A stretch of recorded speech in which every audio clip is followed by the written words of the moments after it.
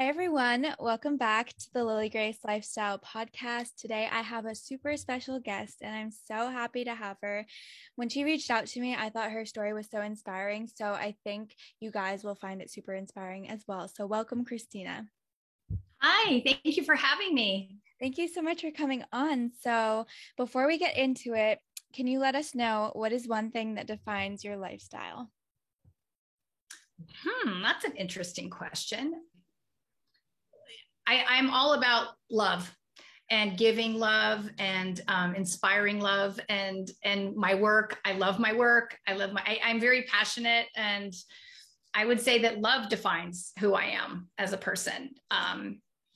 I take so much pleasure in the things that I do with my work, and how I live my life and my, like, how I exercise, how I take care of myself. I just feel like coming from a place of love is always, so I think that's what defines me.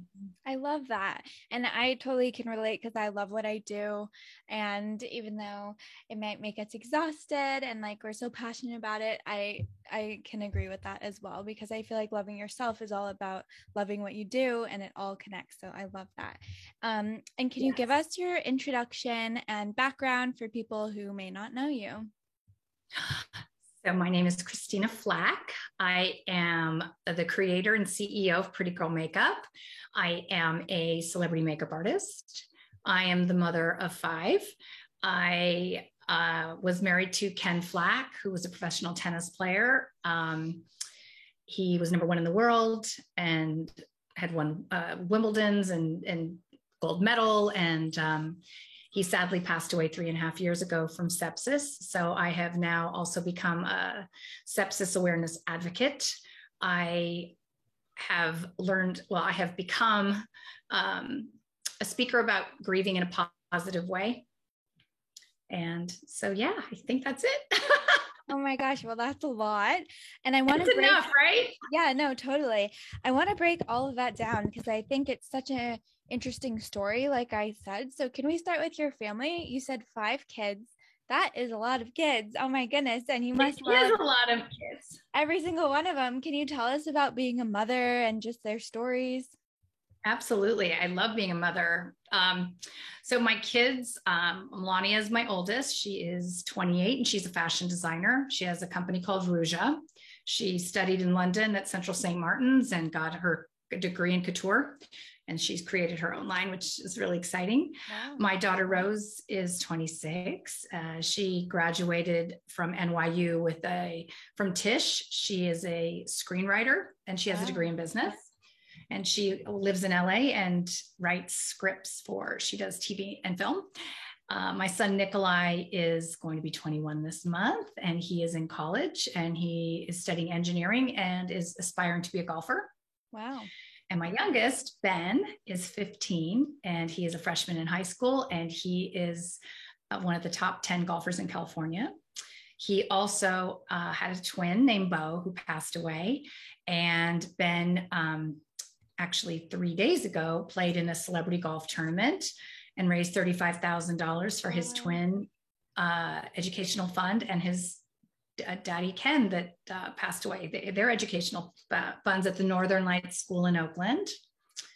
So that's all my ducklings. Oh my gosh. Well, they're all incredible. You must be so proud of them. That's so I am. They are. And they're just nice, good people. So yeah, that's what I'm most proud of. Totally. Yes. Oh my gosh, I love that. And I love how they're into sports, and then the girls are very into fashion and screenplay. I think that's a great combination. Yes. I do too. It is. It's fantastic, I think. And they're happy. And that's the most important thing. As a mother, I really just want my children to be happy in their lives, whether in their professional life and obviously in their private life. I just think if you have a balance of things that you love to do, you're going to have a happy life. Yeah, for sure. That is amazing. And can you tell us about being a single mom now and a widow, if you don't mind getting into that? Of course.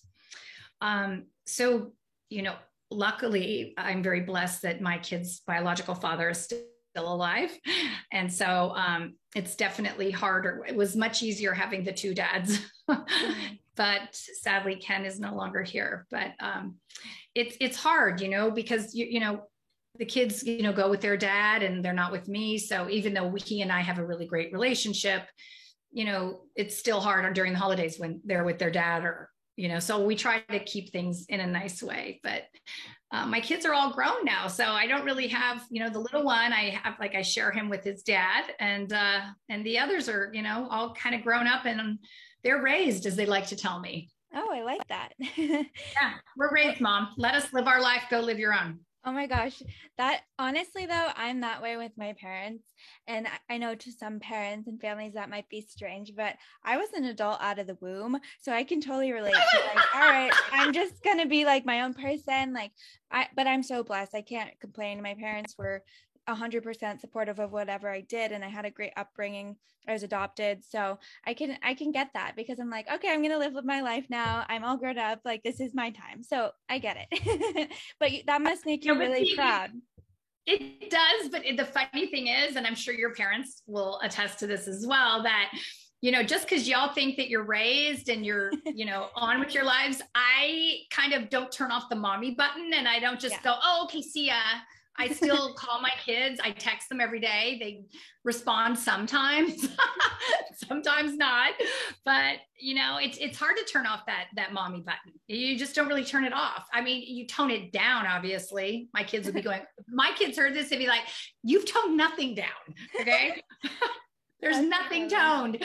But yeah. That's so funny, because that's like my mom too. And I'm not a mom yet, but I'm sure I'll be the same way once I'm a mom. That's so great. You'll be surprised how much more that you see yourself in you, what you see in your mom. Like what you see of your mom, you're going to be seeing it in yourself. You'll be shocked. It's crazy. Growing up was like, my mom and I butt heads because I realized we were so similar. We were very type A, and just like we liked what we liked. And I was like, oh my gosh, I'm so much like my dad. But then when I went off to college and grew up a little bit, I was like, oh my gosh, I have turned into my mother and I don't even have kids yet. And I'm like, oh no, what did I do? But it's funny because my little sister's a lot more like my dad, more laid back, a little bit more chill, go with the flow. I'm just not like that. So yeah. funny. It's funny because my kids have told me that my second daughter, Rose, is so much like me, but she would never agree to, like, my other kids go, oh my God, Rose is so you. But if you would say that to her, she'd be like, oh my God, I'm nothing like you. She is the most like me. That's the greatest. Honestly, maybe she'll see it one day. That'll be she'll see it one day, or she'll at least acknowledge it's fine. I don't care. It's just kind of funny. It's funny that the other see that in her, but she doesn't. So yeah, for sure. And you have such a positive attitude, and I just love your energy, even though we literally just met. But I think having a positive mindset throughout those horrific, scary times of grief, like how did you get through that? A couple of times. Yes. It's, happiness I feel is a choice. And I also feel like, I try to be grateful, even though there's often times that I'm so sad and I cry and I miss my husband all the time and I miss my son all the time. That doesn't really go away. You just kind of learn to manage it. Mm-hmm. But I also feel I'm not really honoring them either by being miserable and in a bad mood and not being productive and honoring them. So what I try to do by honoring them is, I've started 2 educational funds at a school in Oakland, California called the Northern Lights School. With my friend Lisa Zimmer, there was a garden at the Edna McGuire School that was named after my son, Bo. So education and nutrition are incredibly important to me. And so I feel that honoring my, husband and my son in those ways, I feel is like, it brings me joy to help other people. Yeah. And, I love my work. I have an amazing life. I have amazing children and family and friends. So I really try to focus on what I have in my life and not what I don't have, if that makes sense. That's a really good perspective to have, because I'm staring at it right now. I have a grateful journal, and every morning I write what I'm grateful for. And I realize it's gotten me out of the toughest times. I mean, we all go through stuff, but when you are grateful for even the littlest things like the sunshine or the birds in the sky, it really, like, when you're grateful for things around you, the little things, it's hard to stay in that mindset of negativity, I feel like. So I think that's Absolutely. a really, really important thing to share with people, because kind of on the topic of grief, I was just in Chicago for a business trip, and we met this couple at a bar, and they were this normal, like happy-go-lucky couple, but we learned that the wife had terminal cancer. She had 4 kids and has like 6 months to live, but you would never know because she's such a happy person. And I think that grief does really interesting things to people, but if you can come out the other side and you can continue to fight, like it's just so powerful, and it makes me grateful for being I think healthy. that's true. And I say a lot of affirmations. Like I have a few, like I accept and expect miracles. So I wish that upon that nice lady. I don't know if you have her phone number, but send her.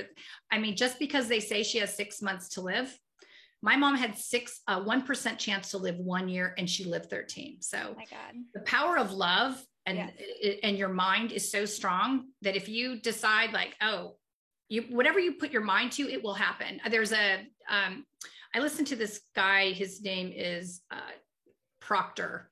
I forget, but his last name is Proctor, but he does these meditations.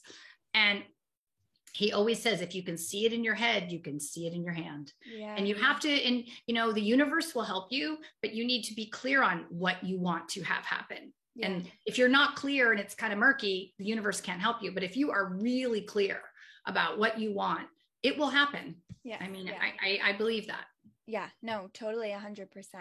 And I agree, because I've known so many stories and different people who the doctors say you have this long to live, but they live way past that because of their positive attitude and just the love from their family members and friends. It's like so it's empowering. True. Yeah. It's absolutely true. Yeah. Yeah, that's amazing. So can you talk to us a little bit about your past husband and your experience with the disease of sepsis? So my husband and I were married for 8 years, and they were the best years. It was a normal marriage. I'm not saying we didn't fight and have our ups and downs, but we loved each other like crazy.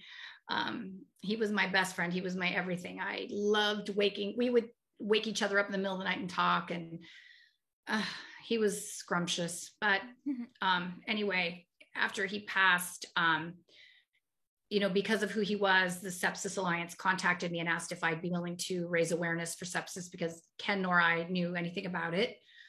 And I thought that might be helpful for me to deal with grieving him, to be at least like helping other people not have to grieve, right? So I started, talking about the signs of sepsis, and which are, you can be if you go to sepsis.org website, there's a little scroll down to like midway through, and there's like a little square that says time, and T is for temperature. You can be either incredibly hot or incredibly cold. I is for infection. You have some infection in some form of your body. M is for mental decline. It's hard for them to rouse, or not all, it's kind of clouding their mind. And E is for excruciating pain. You feel like you're dying because you are. It's a blood infection that attacks your organs, and it's incredibly aggressive and very fast. So if you don't get seen or treated in time, it will affect your organs. They will shut down and you will die, like my husband did in 3 days. Oh my goodness. That is so sad. But the fact that you're able to tell his story probably on a daily basis is like so incredible, and you are helping people who are listening, even if they don't have sepsis. So I think that's so incredible. And thank you. Yeah, no, for sure. I raise awareness so people, so they know about it, but it's 250,000 people die a year of sepsis. It's a lot. And it's very, most people don't know about it, but you can have some infection in your body and it'll attack. And so it's just so important for people to get to a doctor, get a blood test, and be treated with an IV antibiotic, and they'll survive. Sadly, my husband, didn't, and I wish he did. It's awful life without him. Yeah. I miss him so much. My kids miss him. His kids miss him. It's terrible. The world lost an amazing soul. Yeah. He was really exceptional, I'm sure. And do some of your kids resemble him in a sense of like their spirit carrying? Oh, yes. Yeah, they all, they had him as a dad for 8 years, and he was they all have a little bit of him in them, which I'm so grateful for. I love He had so many, he was a great dad to my kids and an extraordinary dad to his kids. And, wow. it was such a blessing that, especially my youngest, he had the most time because, he was only 2 when we got married. I don't even think he was 2. And that was his daddy. And, he and my kid's dad were super close. They all golfed together. They would spend Father's Day together. It was a beautiful family we had. Yeah, that's incredible.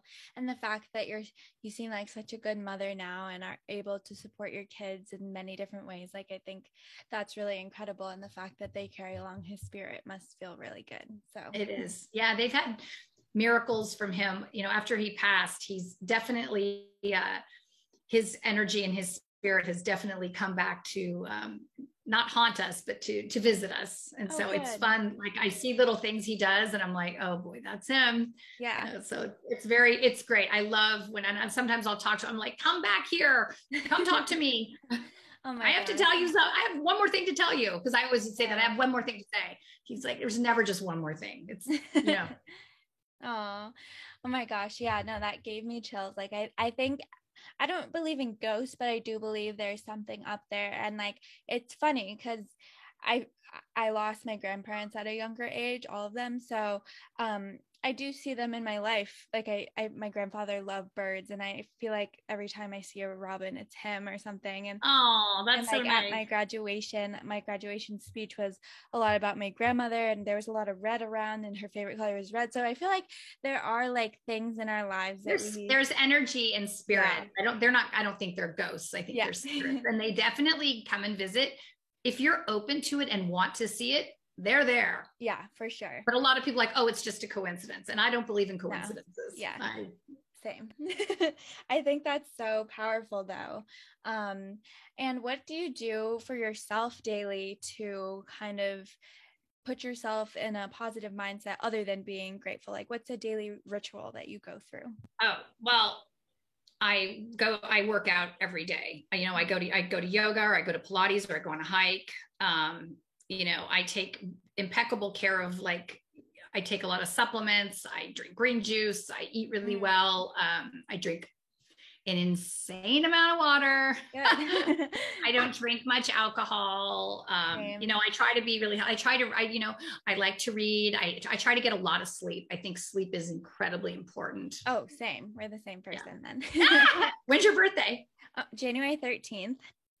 I'm February 13th. Oh my gosh. So are you Aquarius? Oh my gosh. Okay. You know, it's so funny. All of my best friends are Aquariuses. Like, I have like 5 of them. So now I have 6. Now you have 6? Yeah, no, it's crazy though. But I don't know about star signs that much, but I think it's funny because those 2 signs are super compatible, and we just feel like we connect and we're similar, but not too similar. So we work. It's kind of interesting, but it's funny. Yeah. Because I'm an air sign and you're like an earth sign, right? Yeah. So it's a good balance.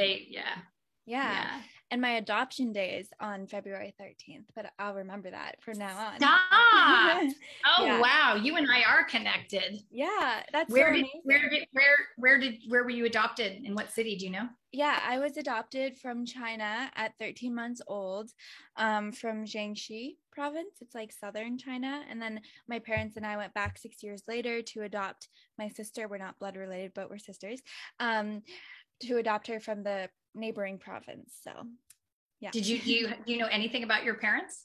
Your birth parents? I don't know anything. And that's funny because I feel like I had such a positive adoption experience.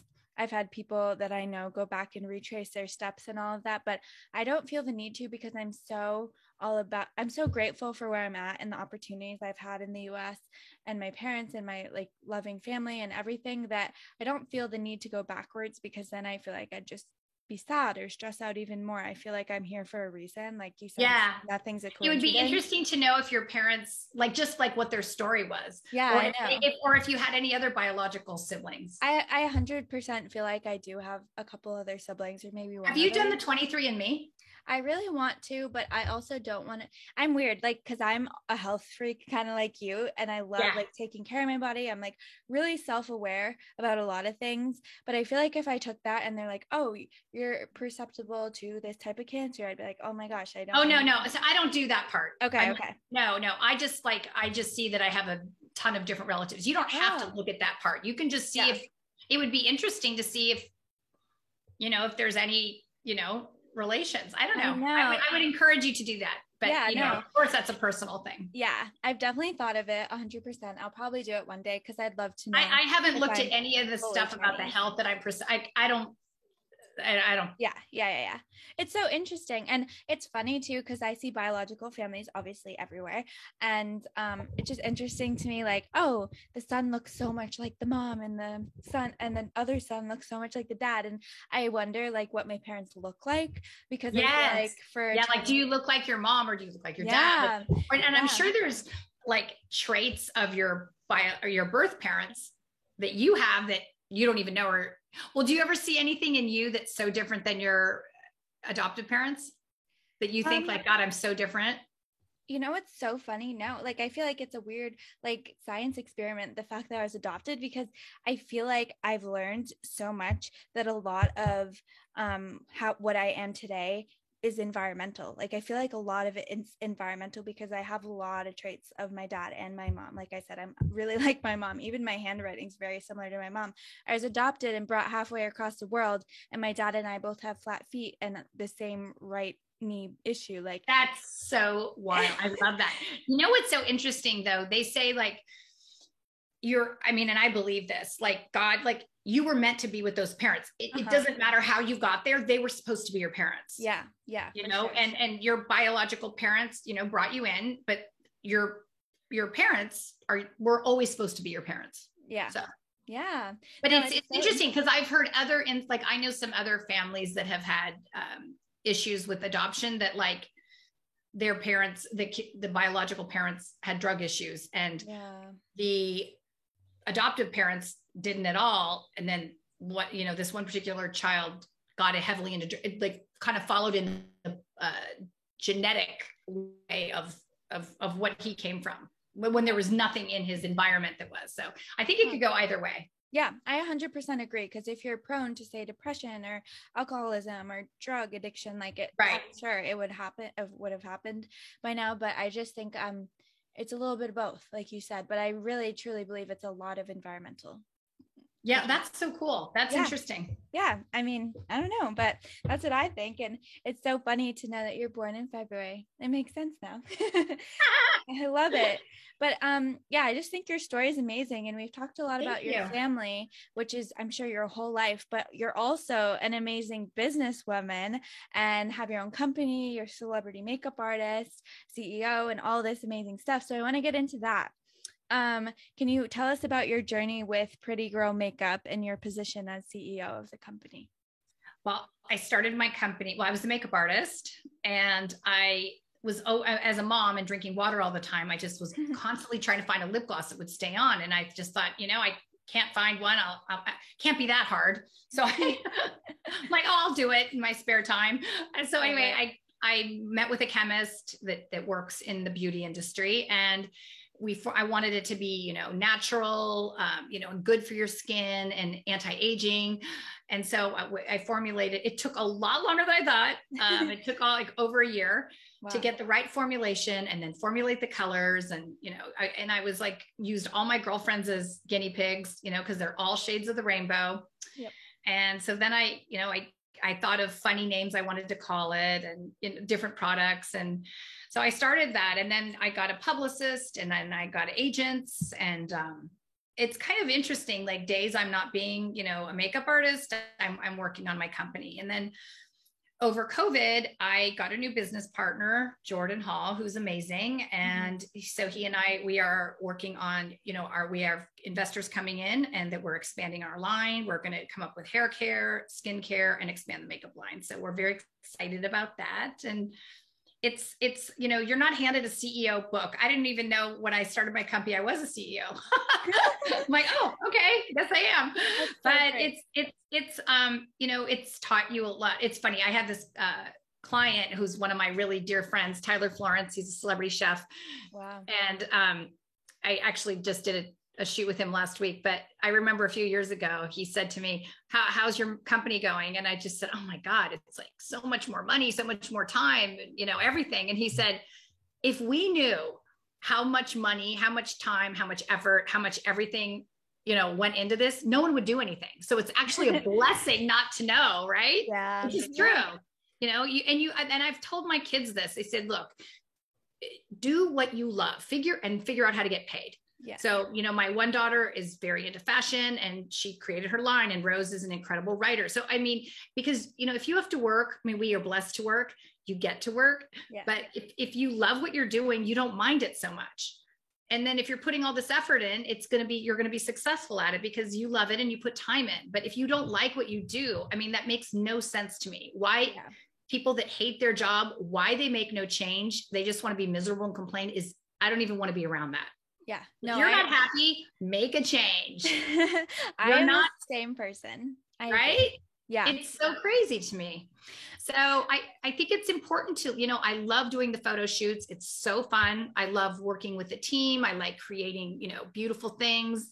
You know, I get to work with I've met so many incredible people, you know, fashion designers, you know, athletes, celebrities. It's been so much. You know, I did a TV show with Isaiah Washington. I've worked obviously with Tyler, Bobby Flay, Food Network, Fox. I mean, Gucci, Louis Vuitton. And you know, it's such a blessing. It's so fun. And then I also love doing, you know, I'm one of the few makeup artists that I like to do weddings. I enjoy, you know, I'll do a wedding every now and again because I love, you know, I fall in love with my bride and how fun, like we do a trial, like, and you know, 6 months or a year later, I'm with them on their special day and making them look like the best version of themselves. So I really enjoy that as well.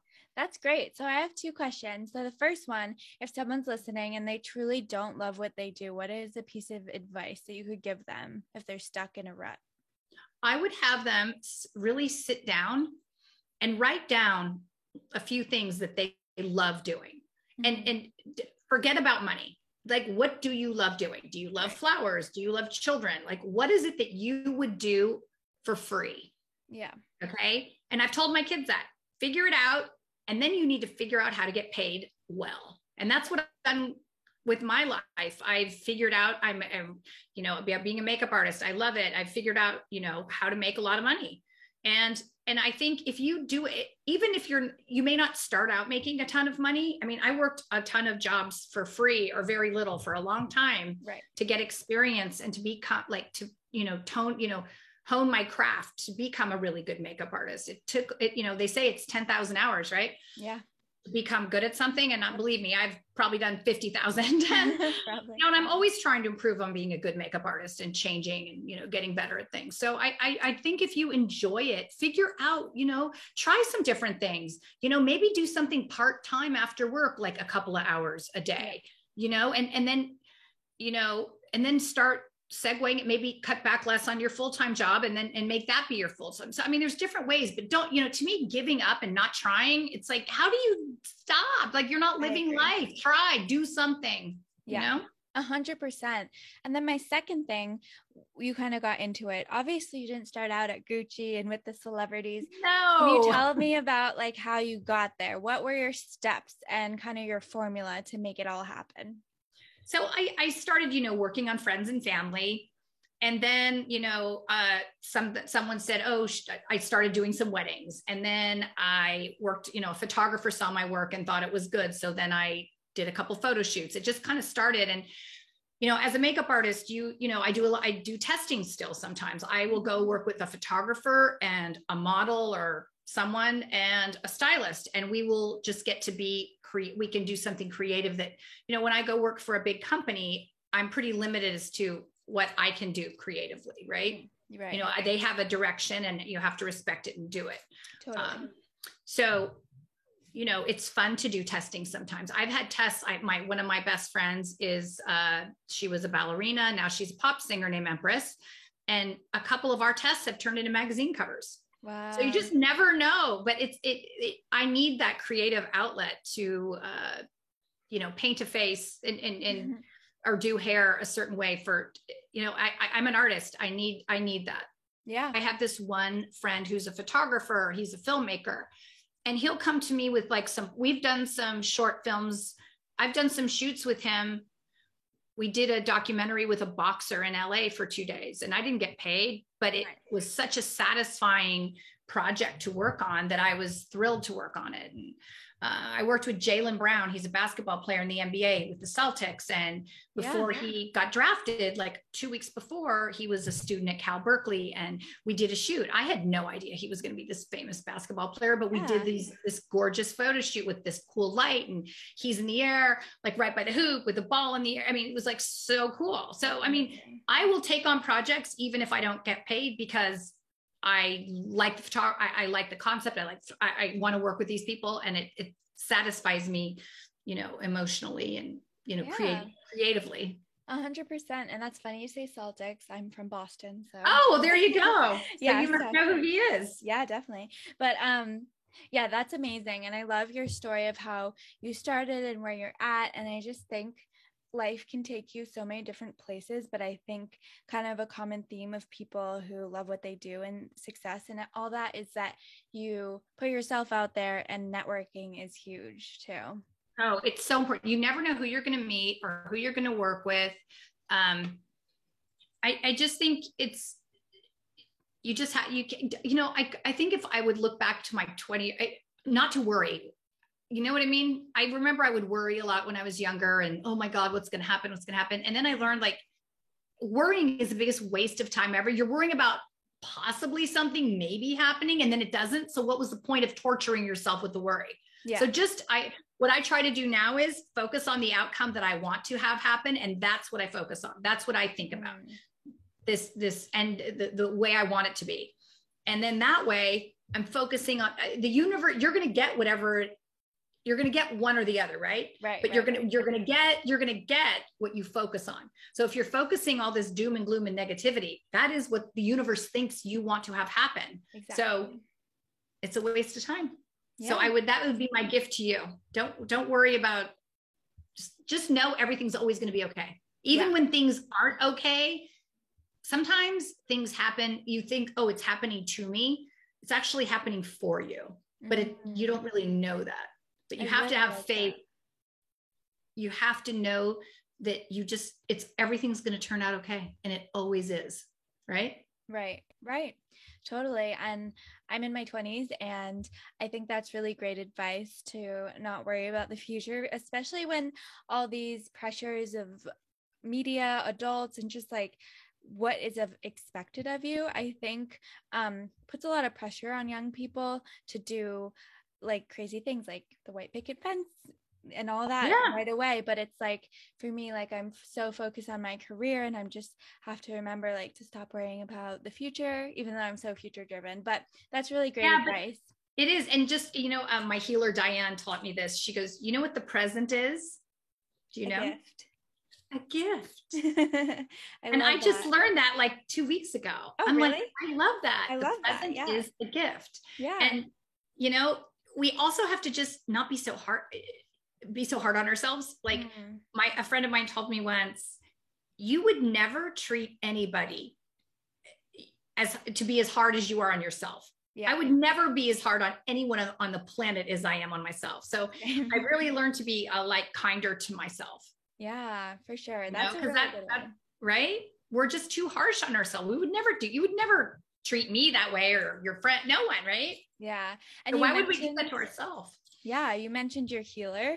Can you tell us a little bit about that experience? Yeah. So I have, Diane is my energy healer. She's in Canada. She's amazing. She's a registered RN, but we FaceTime, and she kind of goes into your subconscious and clears away energies from past generations that if you think about it, you have your genetics, right? So whatever you get from your family, you also get all their stuff, right? That you don't even know. Like, we get all these traits from our ancestors. Right. So she clears the stuff that's not healthy and good. So she helps a lot. It's amazing what she can do. I've had pain in my body that I thought, like, oh my God, it's never going to go away. I went to doctors, took pills, and she's like, I just told her, oh, I've got this awful pain. I don't know what to do. And she goes, well, let me look into it. And it was like some entity. And like, she got rid of it in an hour. And I couldn't, for months, I was like putting ice and taking all these, pills to like make the pain go away. And it was some weird thing. I know people aren't going to believe that, but it's crazy. It's like she can just clear away these energies that we attach to ourselves, and it just makes life much easier and better. Over FaceTime? Yes. Oh my gosh, that's pretty powerful. I love that.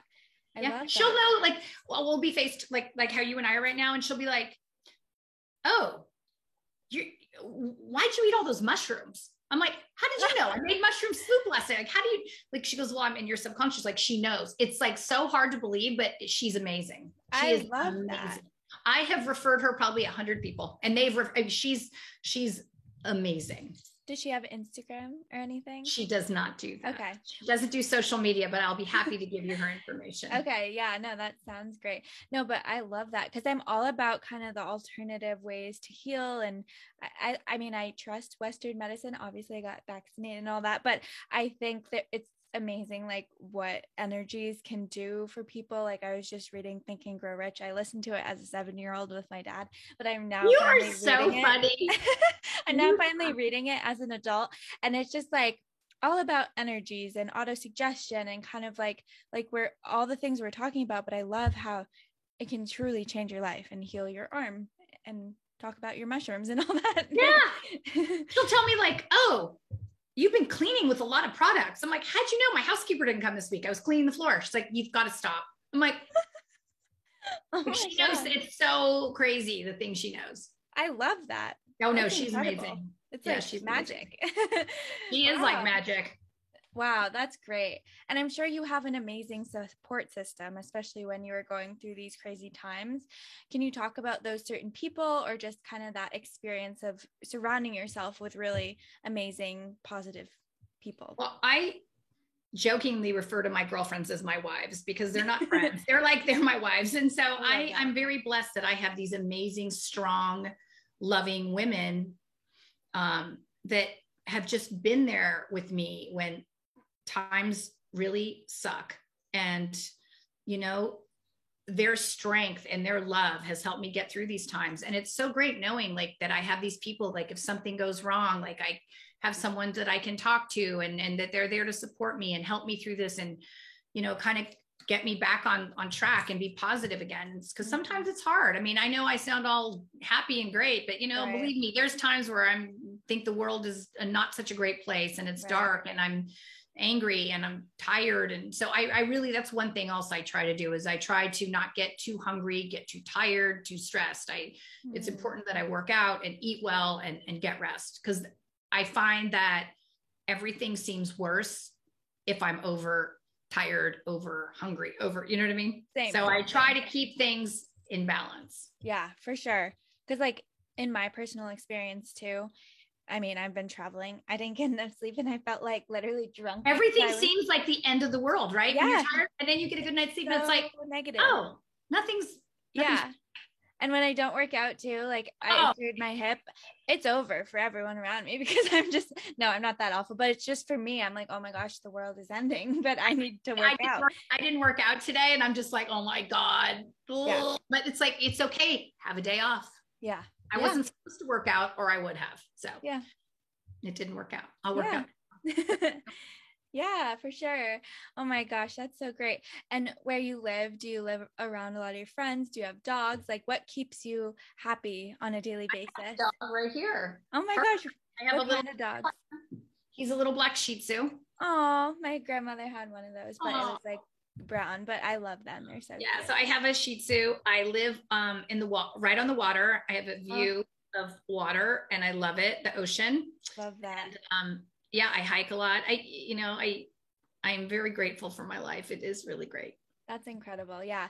Because I feel like the things, especially being a designer and being super aware of what's around me, I feel like the things, the environment and the people around you truly affect your life. Oh, 100%. Like I don't like, my bed is always made. My house is always clean, because I'm so visual, and I'm sure you're the same. Like, I don't want to be in a room that's messy and cluttered and yucky. Like, I like things pretty. I have flowers all over. Like, my deck, I've got, urns with like petunias and rosemary. Like, I love candles, and I like flowers, and, I like things to be pretty because I feel like my life feels better, right? Why wouldn't you want to have a pretty life if you? I know, right? Yeah, for sure. I'm the same way. A pretty messy car. Like, I might keep my car clean. Like, I tell my kids, if you sleep in clutter for like 10 or 12 hours, you're in bed, that's chaos that's going on. So you want your room to be clean and orderly. And the same car, like, well, I'm getting in clean clothes. Why am I going to get in like a dirty mess? I agree. Yeah, for sure. And I'm funny because like being a designer, I can do it so well for other people, but for me, like it takes me a long time to kind of figure out exactly what I want. And when I walk into my room, I'm like, ooh, something's off. I need to fix it. And then I really think about it. You just need to move things around and shift the energy by just things a bit.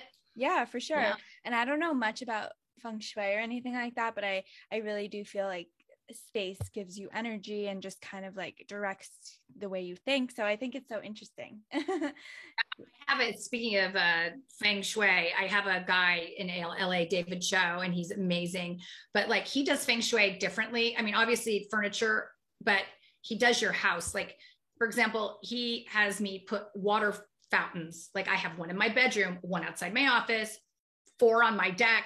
I have like 75-pound weights under a cat, like weights all over, and like these tea lights that I like. I have all this stuff I do. But like it gives optimum, it grounds the house, whatever is weak in the house. So it's so interesting. No, that all these things I feel like are all part of our lives and lifestyles that really build us up as a person and add positively. Because I'm all about like people's journeys and learning about your stories and how you overcame your challenges. But also, I'm just such a positive person in the sense I want to know like how I can help other people by telling your story and kind of giving them some tips and tricks. So I think it's all so important, even though if on a daily basis you're like, oh my gosh, that waterfall, like what's it doing there? But it all like really makes an impact on other people's lives. It does. I mean, it brings in money, it brings in energy, it brings in work, it brings in love, it does all the things. So I don't argue with it. I just what's the most rewarding part? Making people feel like the best versions of themselves. Yeah. It makes me so happy. Someone that, it's not always working with a model. Sometimes it's like working with just a normal person that's never put on makeup and doesn't know how, and I can transform them into looking like something they never imagined. Yeah. So that's fun. I love that. Yeah. And your makeup looks so good. I always feel like if someone feels good on the inside, they're going to look better on the outside. Yeah. For sure. And I think your makeup looks great. So I'm sure you're super talented. What'd you say? I hired myself today. Oh, that's great. And I love like your whole vibe and your fashion and what's behind you. Like, I think it's all so amazing. And I think your life emulates everything that we've talked about. And it's important for people listening to remember that we're not always this way. We're not always on level 10. Like sometimes there are days where we feel like we're sad and angry, like you said, but just talking about that and talking it through really helps people who are listening. So I really appreciate that. Yeah. Absolutely. So where can people find your makeup? Can they buy it somewhere? You can go to prettygirlmakeup.com to check out my products. If you want to see my portfolio, you can go to christinaflack.com. And we're on Instagram, Pretty Girl Makeup, PRETTYGIRLMKUP, and at Christina Flack Makeup on Instagram. So there's 2 accounts. And yeah. Oh my gosh, that is so great. Yeah, no, thank you so much for your time. It was so inspiring. Someday I'll have to get out to California because I've always wanted to go. Yeah, for sure. Anytime. Thank you. Of course.